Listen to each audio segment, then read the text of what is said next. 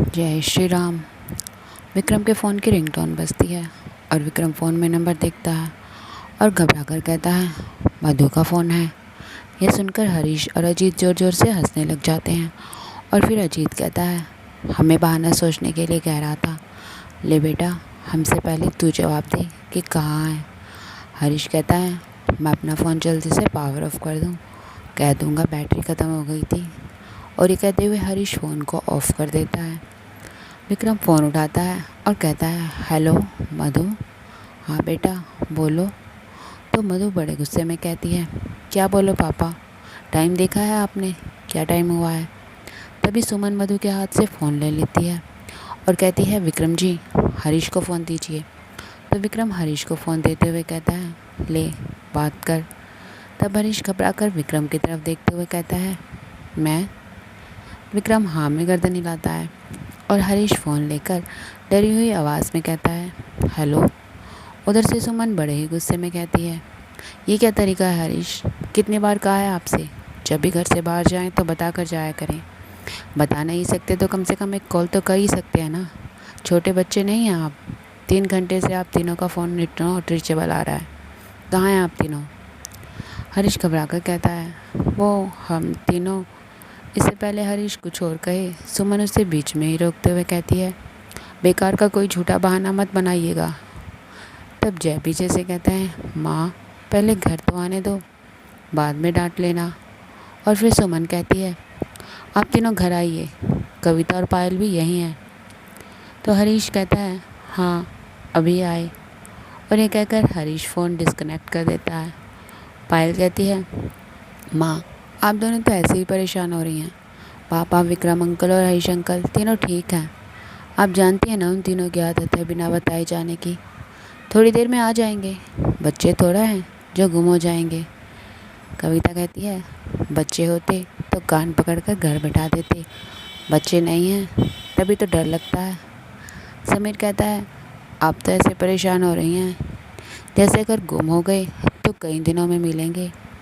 तब कविता कहती है, कई दिनों में ही तो मिले थे, तभी से तो डर लगता है। तब समीर कहता है, कई दिनों में मिले थे। कविता कहती है, हाँ चारों के चारों एक बार हिमालय पहाड़ की बर्फ़ में बेहोश पड़े मिले थे। वो तो प्रताप अंकल, हरीश के पिताजी फ़ौज में थे, इसलिए उन्होंने चारों को पहचान लिया, वरना चारों को आतंकवादी घोषित कर देते।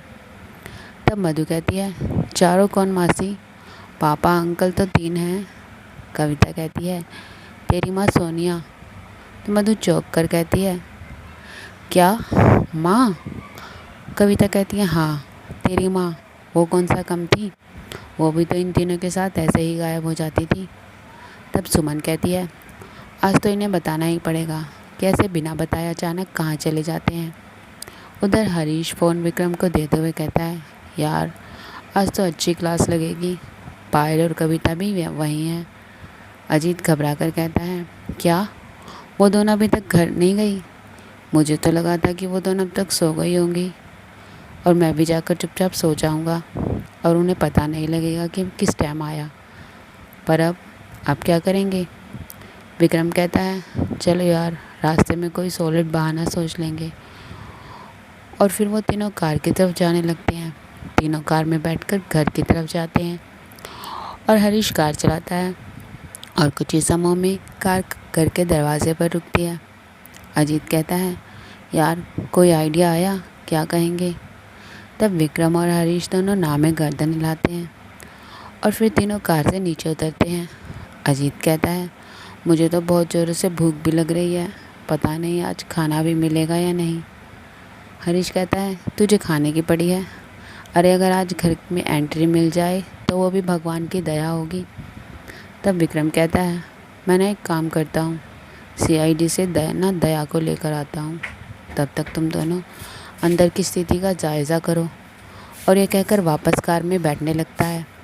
तभी अजीत और हरीश दोनों उसे पकड़ लेते हैं और हरीश कहता है, ओवर स्मार्ट बनने की कोशिश मत कर, मैं भगवान की दया की बात कर रहा हूँ, CID की दया की नहीं। तब विक्रम मासूमियत से कहता है, मैंने सोचा CID की दया से ही काम चला ले, भगवान की दया पता नहीं हो या ना हो। अजीत कहता है, जंग के मैदान में हमें अकेला छोड़कर जा रहा है। तभी पायल अंदर से दरवाज़ा खोलती है। हरीश और अजीत दोनों विक्रम को पकड़े हुए होते हैं। ये देखकर पायल कहती है, हाय बॉयज़। पायल को देखकर तीनों एक दूसरे को छोड़कर एकदम सीधे खड़े हो जाते हैं।